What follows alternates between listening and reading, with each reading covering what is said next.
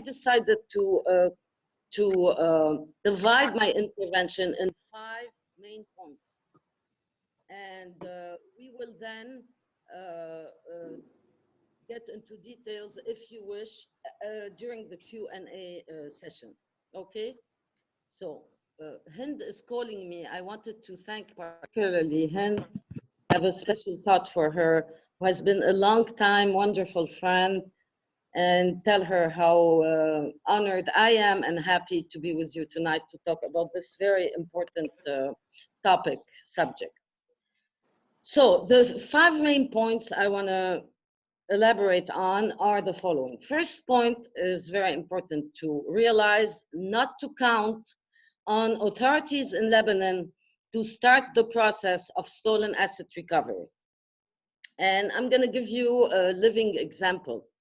Last October 2019, 4 days after the start of the Lebanese revolution, the Lebanese Judge Association, which is a formally recognized association of judges actually in function, and grouping almost 1/3 of the total judiciary, sent a formal request to the Lebanese Central Bank for a precautionary freeze of all the accounts of every individual in public office and their associates, pending investigation and prosecution procedures based on the existing suspicious environment of high accusations of corruption and stolen public assets. The request also asked the central bank to communicate with relevant authorities in foreign countries and obtain information relative to the suspicious accounts of the politically exposed person, PEPs, in overseas. The central bank did not answer and did not comply. This example shows there is no political will for launching the process by the Lebanese institutions. The second point is that despite all this, we have international tools to start this process. Asset recovery, which is the process of identifying, tracing, seizing, and returning assets stolen by public officials from one country and transferred to another, has increasingly been recognized as a priority in the global political arena. Every year, according to the World Bank, 20 to 40 billion US dollars is stolen through corruption and hidden overseas, mainly in Europe and North America. The main international key legal instrument is the United Nations Convention Against Corruption, which provides a legal framework for interstate cooperation on asset recovery. To implement this convention, the World Bank has introduced the STAR initiative, Stolen Asset Recovery, and many key foreign states have already enacted enforceable laws and frameworks within their own countries, allowing the freezing of assets owned by politically exposed foreigners as a precaution and prelude to court proceedings. Many among them have already pursued and registered precedent cases in freezing the assets of foreign corrupt officials. Examples can be found in the following countries: Belgium, Canada, Luxembourg, the Netherlands, Portugal, Switzerland, the United Kingdom, and the United States. The third point is that civil society is increasingly becoming a player in that process. While traditionally asset recovery has been mainly an interstate issue, this is now changing. Studies of the most important current cases of cross-border corruption outline how civil society, particularly investigative journalists, have significantly contributed to exposing evidence on corruption and tracing illicit financial flows. This work has been of huge support to law enforcement in uncovering corruption and identifying the assets of persons under investigation or prosecution for cross-border corruption. Civil society can also be working on a case-based approach and entail launching judicial proceedings to require authorities to start proceedings. One of the most discussed examples was the work of the French association Sherpa in launching a claim as a civil party requiring the French prosecutor to open an investigation into the illicit wealth of the ruling families of Congo, Guinea, and Gabon. The fourth point is that there are precedents. In the second decade of the 21st century, many more asset recovery cases have been initiating without waiting for a request from the jurisdiction of origin of the foreign corrupt official, and have grown in importance. The World Bank Stolen Asset Recovery Initiative's Corruption Cases Database lists 117 ongoing cases as of October 2018, covering 50 jurisdictions of origin and 45 jurisdictions involved in return. Here you can notice that 117 cases are ongoing, but it's interesting to see that 67 of them are taking place outside the country of origin of the foreign corrupt official. So Lebanon would fit in this description. That brings me to the last point, which is it's up to you to get involved. You can get involved on the political level and pressure your adopted countries to sanction Lebanese corrupt officials by starting an immediate freeze of their assets abroad.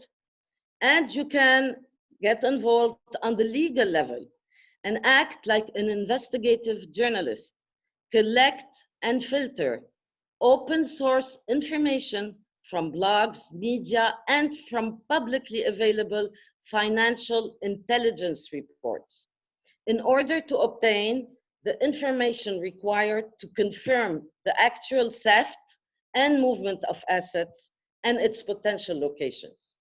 Then you can develop a PEPS database, which platform, in order to contribute in the tracing of the stolen assets through an independent investigation.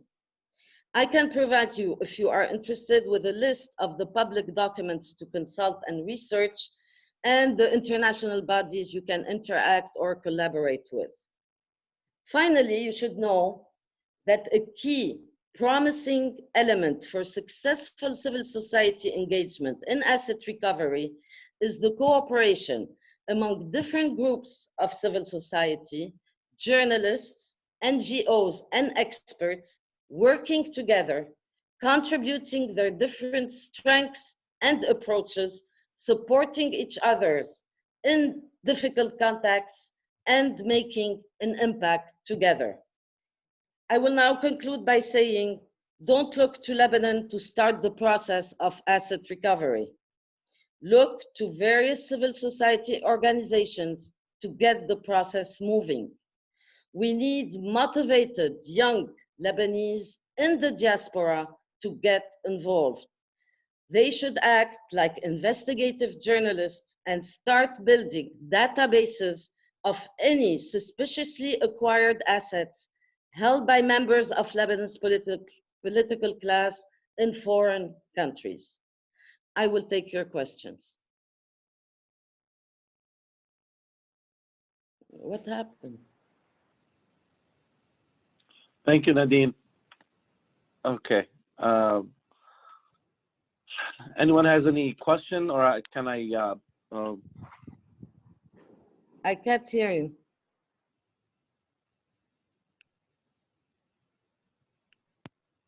Can you hear me now? Zahi?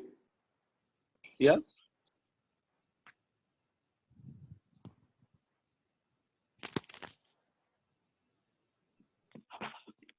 Can everyone else hear me? Yes, Zahi. Yes, we can hear you. And we can hear Nadine. Nadine, can you hear us? I'm not hearing anything. None.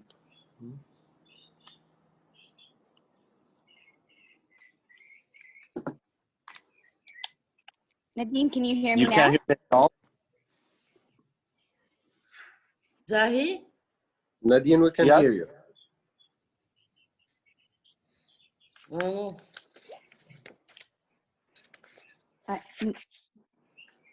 Nadine, can you hear me? No, ما بتسمع. Maybe you're not on speaker. Maybe if you're on your phone speaker. Her connection probably is slow. So if you can type in the chat box, probably she can see it.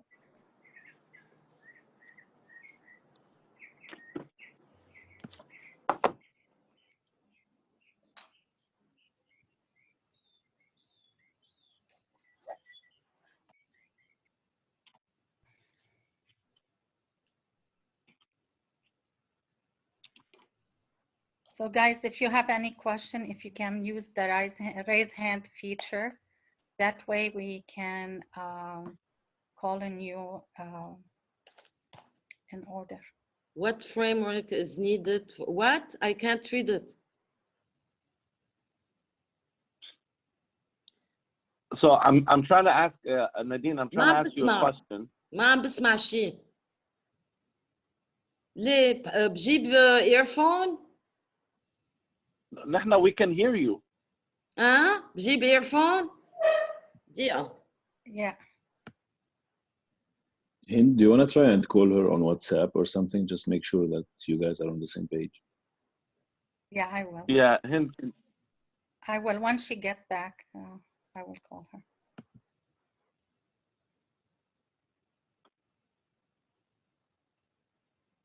Kaman, if she's on her phone, there's a speaker button on the top left. Maybe she hit that. All right.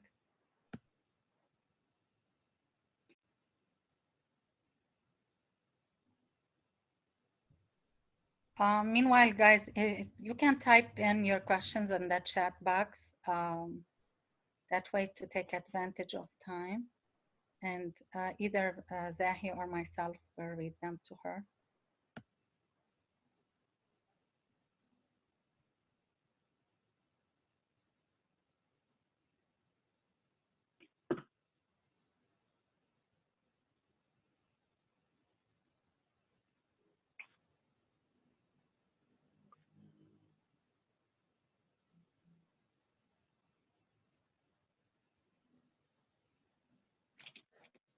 اوكي هنشوف اذا بيمشي الحال.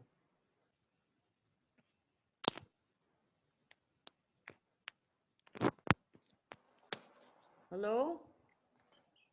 Hi. Hello. Hi, Nadine. Hey, finally.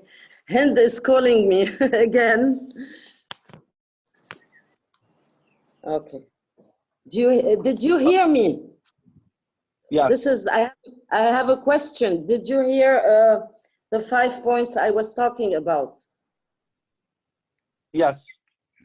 Okay. Do you have any questions? I wanted to make it short to give 5 main ideas. لأنه it's a very technical, complex, and complicated process, and I prefer to engage in a dialogue with questions and answer. I think it will be more beneficial for everyone. So. Okay. So, I mean, one of the questions I can ask is, you know, what kind of pushback can you expect from the government when you are trying to retrieve assets? And I don't. Is there a, yeah. And is there a legal way that they can not kind of come back at us personally because we're asking to retrieve these assets?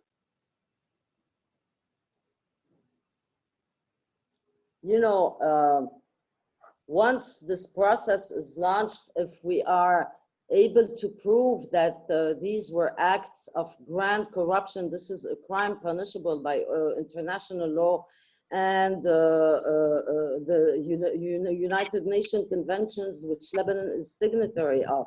So no, there cannot be at all come back because the PEP in question, once it's established that he committed the crime of grand corruption and his assets are seized.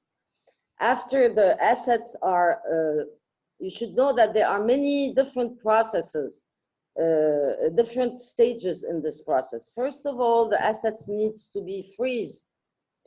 After they're freezed, they will be seized by the jurisdiction in question, pending investigation and prosecution.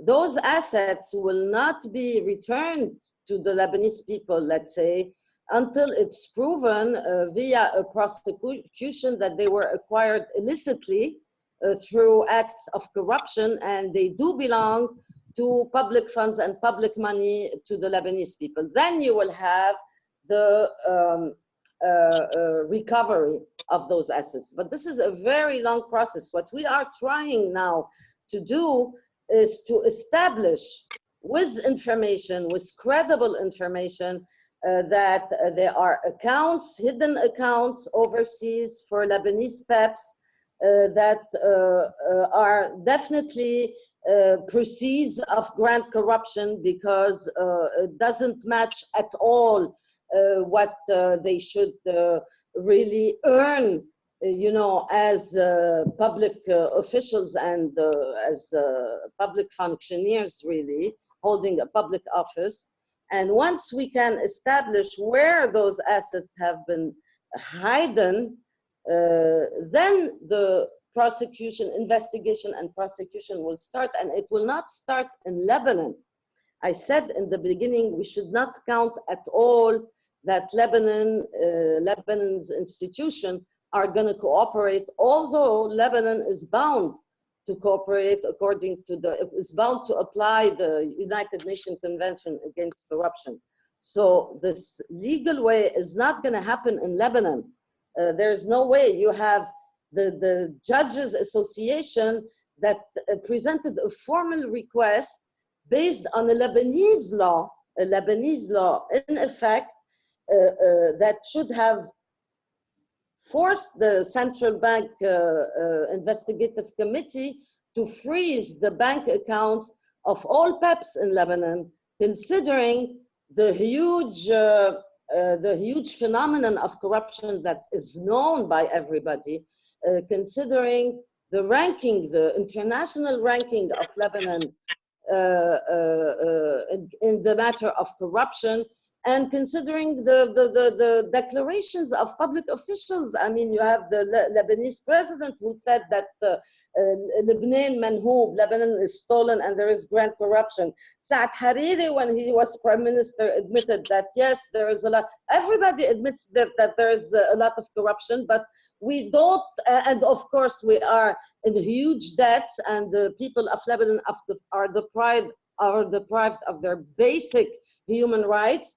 And all this money has disappeared somewhere, and it's not really difficult. It's not even, we don't need to prove that the government and the Lebanese officials are corrupt. Everybody knows this in Lebanon and outside Lebanon. So the legal way is going to happen in your different countries, in the US, in the UK, where in advanced countries that have the frameworks, the legal framework and the institutional framework to facilitate the success of asset recovery process. Okay, I have a question from Rala. I don't know, Rala, do you want to ask it, or should I just read it from the message, from the text? Sorry, from the chat. You can go ahead and read it. Hi, Nadine. Hi Rala, how are you? Good. Okay, if you want, I can explain it. Nadine, dear, you said that we need to do our own investigation, something like this in that measure. Yes. Everything is strictly, because I worked in the past in the bank in Canada, and everything is strictly confidential. How can we do the investigation? I did mention, without giving examples, that there are open source information, publicly available financial intelligence reports. I can cite them for you if you are interested, because it's important. If you are interested, I just said that they exist, and I can give you a list either now or maybe later on for anybody who is really interested in pursuing this. But you can consult. It's going to take a lot of investigative work, but you can consult those public reports that are not confidential. You are living in countries that have the access to information right that is almost sacred, and most reports should be publicly available for the public. You have many institutions that also offer open intelligence reporting to civil societies and citizens, like the Basel Institute that is located in Switzerland, but you can enter their website, and they do have a Basel AML index for the illicit financial flows leaving, the movement of illicit financial flows.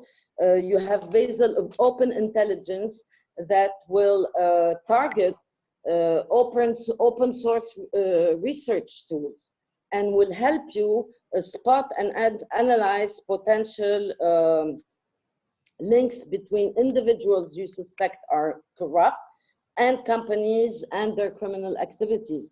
There is a lot of publications. There is also a very important institution called the FIU, the Financial Intelligence Unit. There is one in every country, and definitely in developed countries like Canada or the US or Europe. You can consult the FIU's units in the country where you live, and take it from there, you know, to trace the illicit flows and the hidden proceeds of corruption that you suspect are in there. And it's going to be, of course, confidential. I mean, you don't need to post it on your Facebook. The institutions will keep it confidential. You have a lot of institutions, if you're interested, and I can give you a list, who will help you in this process, because they have done it before and they have registered precedent in those cases.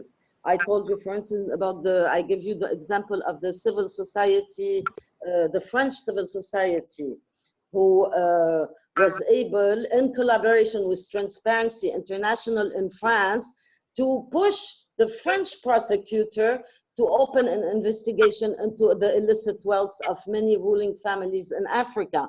And they succeeded. They even got the vice president of the Equatorial Guinea, I believe, convicted and prosecuted. So we don't have to do it now because there's a long list, but you can get in touch with me, whoever is interested, and I can forward to you the list of the public documents you can have access to that will contain important financial information, and the international bodies that will help you and collaborate with you and you know, be of help to guide you in your research.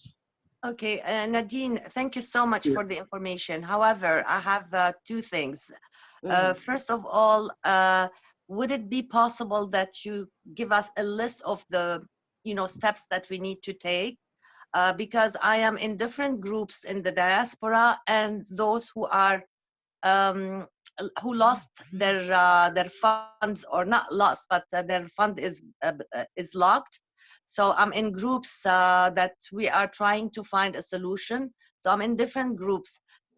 Those steps will help us all together as groups, you know, to try to do something. This is one. And two, in regards to, you said these information are public information.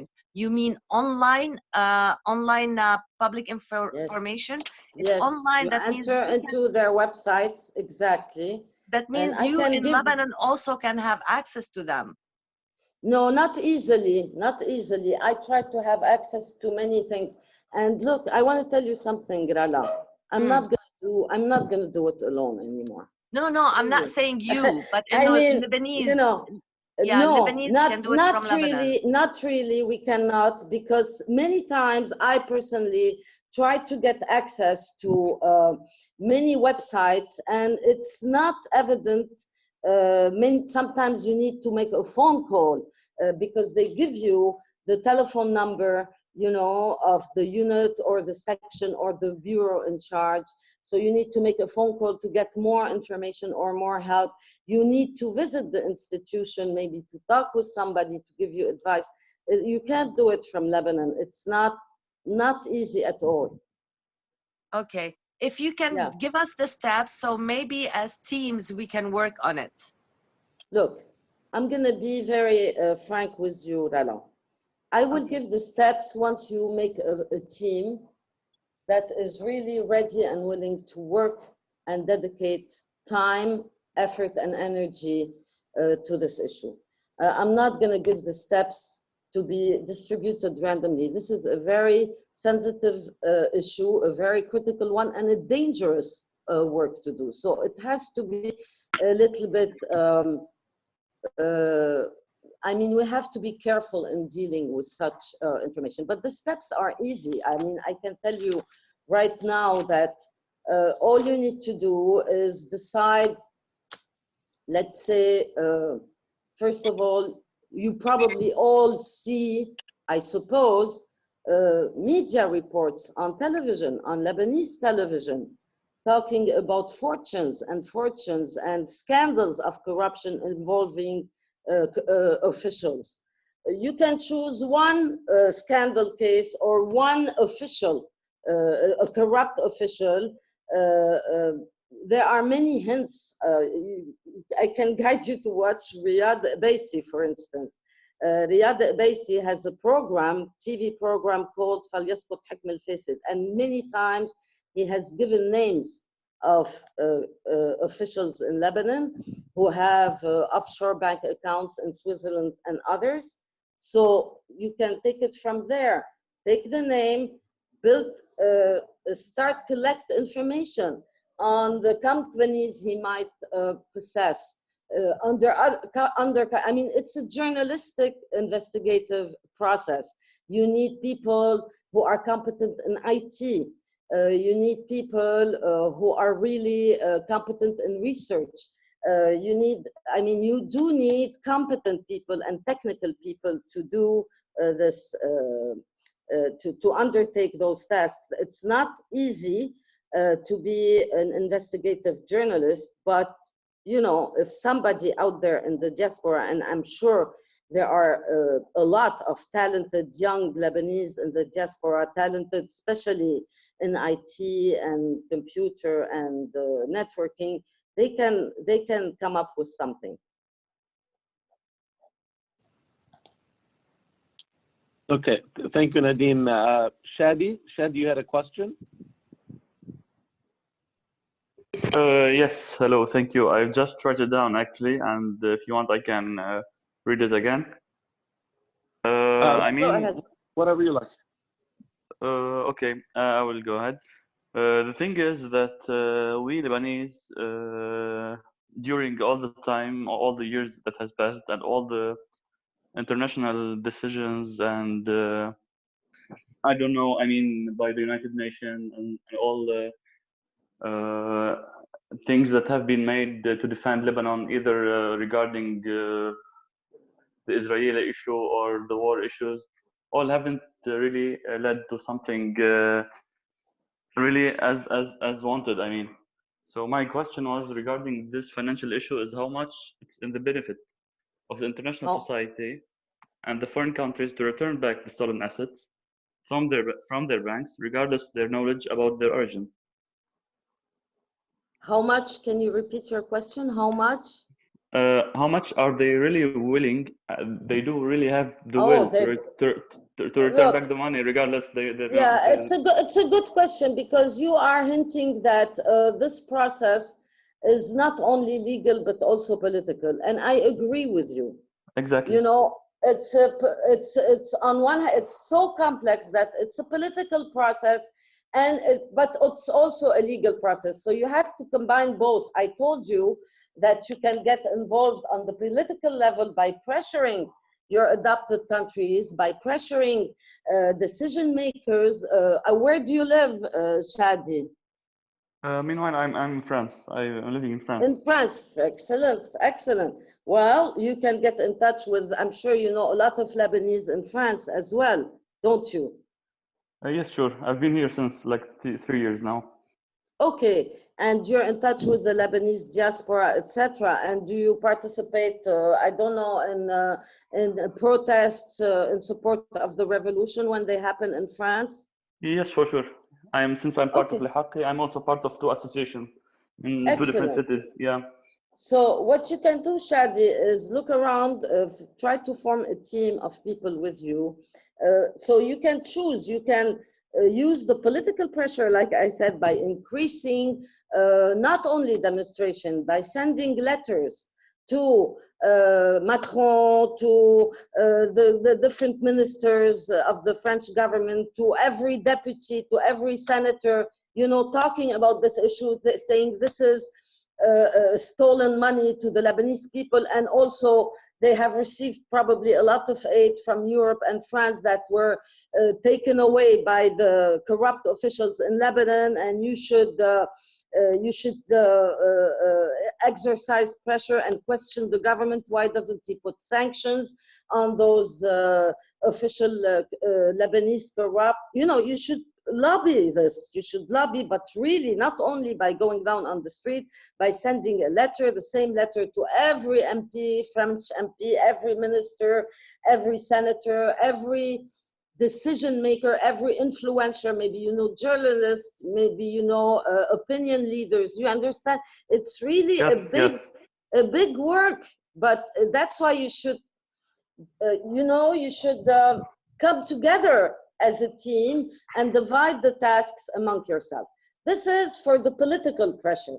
But at the same time, Shadi, if we can find, and I am sure that a lot of our politicians owns wonderful properties, real estate properties in France, and I'm not sure that the origin of this money is really legal and coming from their monthly salaries as a politician, you know. So most probably they have apartments and properties for millions and millions of euros. You can start investigate. You can go to the land registry in France. You can start read media reports, blog reports, reports like I told you. I can guide you into French institutions that you can get in touch with French civil society. You can get in touch with this French civil society I mentioned, Sherpa, for example. Go see them. Tell them, how did you do with the Congo, Guinea, etc. case? We want to do the same thing in Lebanon. You know, you have a living example in Paris, and you have a civil society and a French NGO who succeeded in doing that, enforcing the French prosecution, the French court, the French prosecutor to investigate, you know, on acts of corruption committed by foreign presidents in Africa. Okay, thank you. Okay. I see. Yeah. Yes, thank you. I have a quick question. What is your name? So, Nadine. Yeah, your name is Nadine. أنا اسمي نادين. أهلا. أهلا فيكي. بس كنت بدي أسألك إنه أنا بكاليفورنيا. Do you know of any like NGOs or institutions هون that we can also بلش نحكي معهم to? Yeah, I will send you. You know, the US and Switzerland, I want to tell you, are the most advanced country and probably among the very few who really returned hundreds of millions of dollars in stolen assets to the country of origin, to the people of the country of origin. They have many success cases, and they are among the most advanced countries. In the US, you have many tracks that you can do. Not only talking to NGO, you can talk to the Department of Justice, you know, who has what we call the Kleptocracy Initiative, which is a very important initiative in sanctioning corrupt or money laundering, because it's the same, you know. The thing of the asset stolen recovery covers two crimes. The crime committed in Lebanon is the corruption crime. But the crime committed in the country overseas where this money is hidden is money laundering crime. So you can catch them over there, you understand? You can catch them over there with the crime of money laundering, because they are hiding illicit money, dirty money in the American banks, for instance. And this is money laundering, you understand? So you can get in touch. I can send you, if you, we're not going to do it now because it's long, but I will send you a list of the institutions, the governmental institutions that you can contact, and the non-governmental institutions that you can contact. But the US is probably the best country where to start, honestly, because it has the institutional framework and the laws to do so. You have the Department of Justice, you have the White House. You can pressure the White House by millions, send letters to the president saying, put in action the Global Magnitsky Act. You know very well that the Lebanese people are suffering from grand corruption. They are deprived from their essential rights. Those political corrupt officials you should put in application the Global Magnitsky Act. This is an act that they have been promising us, the US administration, now for weeks and weeks, that, oh, we're going to have sanctions on politicians with the global, and they're not doing it. Why? Because they are using, global Magnitsky. ببعت لك إياها global Magnitsky Act. Okay. Okay. The Global it's difficult to pronounce, Magnitsky Act allows the President of the United States, without any other procedure, to put sanction and freeze immediately the assets of foreign corrupt officials. Now he is using it. The US administration has been telling us for weeks and weeks now, oh, we're going to put sanctions, oh, we're going to this and that. And they're not doing it because they're using it as a bargaining tool with the political class here in Lebanon to obtain from them concessions on now Tarsim al-Hudud, demarcation of borders, etc. But we as lobby, as Lebanese, we are many in the US. And if we unite and sign a petition, I don't know, you can organize a petition to the American president telling them, you know, don't have political considerations here. Do it because because this is grand corruption, because this is victimizing a whole population, the Lebanese population, and because we are an important community in the US and this and that. You understand? You have a very important role to play. So you have the Global Magnitsky Act with a simple letter to Trump, the president, or whoever comes after him. You have the Department of Justice with the Kleptocracy Initiative, and you have a list of, you know, international, you have Transparency International. You can get in contact with them. You know, in the US and in every country you have Transparency International, you know, who can help you in the steps.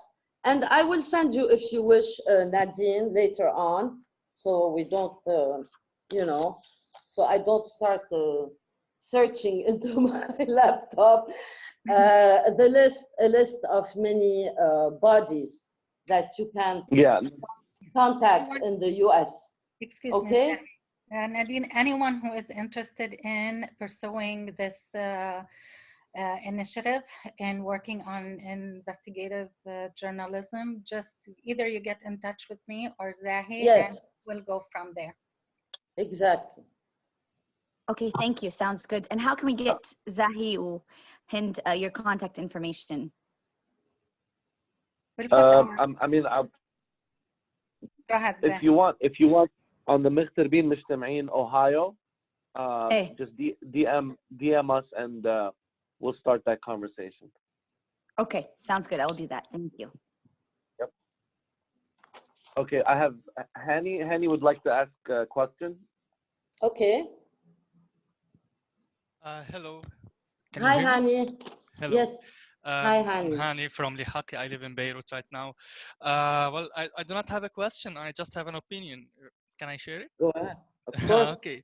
Well, about the political and technical side of the issue, well, I think that recovering the smuggled money cannot take place without a radical change that influences the entire political structure in Lebanon. Yes. I It think cannot that, take place in Lebanon, but it can take place outside Lebanon. okay, so you will have to to explain more Because and this is clarify this point. an international crime. Yeah, but I Okay. think that only the Lebanese government, as an official and authorized body, can deal with this issue in a serious manner. And the government No. is no. Okay, so you have another opinion. There are cases, look, of course, it would be ideal. Listen, Hani, it will be ideal, of course. And it will be the easiest, fastest way if the Lebanon official government will go ahead and do it. Definitely, I wish. But when Yeah, but the government in Lebanon is controlled by Hani, the ruling class and the financial oligarchs. Yes, So exactly. the same elite who smuggled the money outside the country. That's we know. Okay, so what do? We wait until we change the government? What if we can never change that government?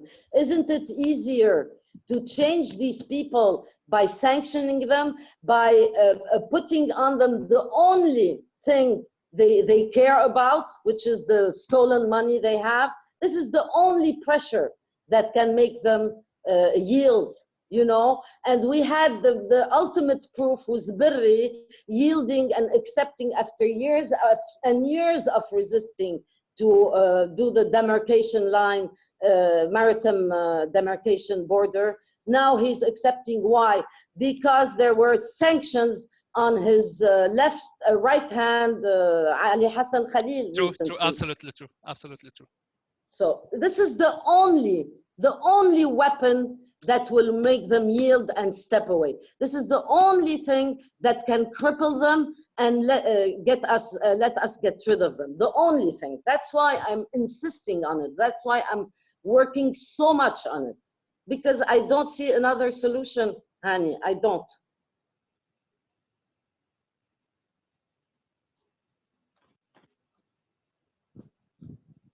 Thank you. Okay.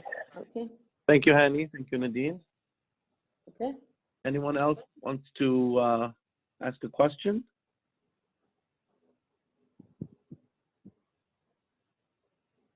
Hind, do you have any closing remarks? Yes, I just want to say thank you to everybody who, joined in, and apologies for the technical difficulty as at the beginning. Nadine, we were so honored with your presence. I was too. And thank you very much for having me, Hind. You're welcome. And we would love to have more sessions with you, down the line. And we stay in touch with you. So whoever is going to be involved in Nadine's initiative, as we said before, you can reach out to Zahi or me through either Lihaki North America group or through مغتربين مجتمعين, and we will go for there. There's hope. As Nadine said, like, we can put pressure, we can apply pressure. There's an evidence out there from other countries that went through the process and it led them somewhere. For us, maybe our journey will be longer, but if we start taking steps towards our goal, who knows? It might be, it might lead somewhere. All we have to do is try. And by Yes. trying, we owe it to ourselves, we owe it to our mother country, and we owe it to the future generations. Nadine, I don't know what to say. You're amazing, and you're amazing, Linda. Thank you so much. It's a very technical, complex question, but I'm willing, if there are people interested. I know it's difficult to do investigative journalism. I mean, I am stumbling myself, and God knows how much I have experience, legal experience, and experience, activist experience in the field of the corruption, combating corruption. It's very difficult. We don't need to prove anymore that this political class is corrupt. This have been established now worldwide. I mean, we don't need to prove it. What we need to prove is take at least one of them, find one of them, and it will be a domino effect. Find one of them who we know, we have heard so many media reports, so many accusations, you understand? So many reports, so many accusations, so many hearsays that he has accumulated fortunes, that he has property in London, I don't know, that he has a private plane. You know, one person, one case, focus on it. Find the right, like I said, public documents to research, because you're going to need researchers, and you're going to need people expert in reading financial reports. You know, I'm not a financial, I cannot do it. We're going to need people reading, expert in reading financial reports. We're going to need experts, I don't know, accountants or something that knows where there is something not normal or normal. You understand? So you're going to need to create a team of really dedicated volunteers, of course, and some will get in touch with other civil society organizations in the country where you are that have experience and have success stories and can help you a lot with it. But we need to find one case. If we can get through with one case, and maybe, I don't want to reveal confidential information, but maybe we are going to work on one now. But if we can get through with one case, I believe that they all will stumble and fall like a domino. If we find one, it's very important. Okay.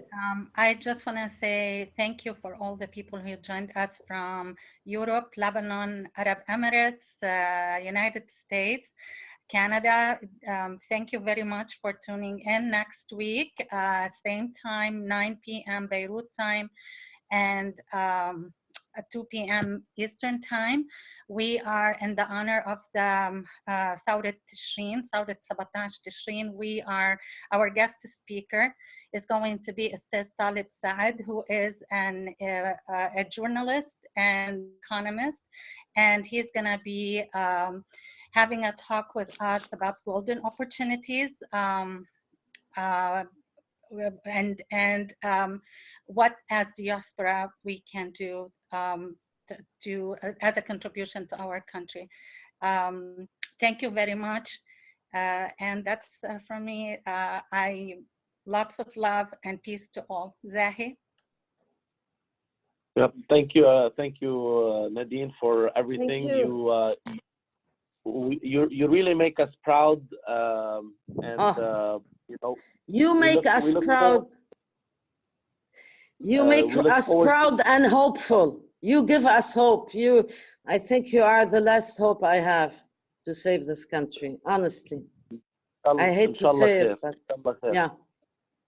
نحن جاهزين ونحن رح نكون جنود بهالتيمز اللي بدنا نخلقهم واكيد رح نضلنا على تواصل. Excellent. Thank you so much for listening. Thank you, Nadine. Okay. Thank you, everyone. Have a nice day or evening. Bye-bye. Bye-bye. Bye-bye. Everyone. Thank you.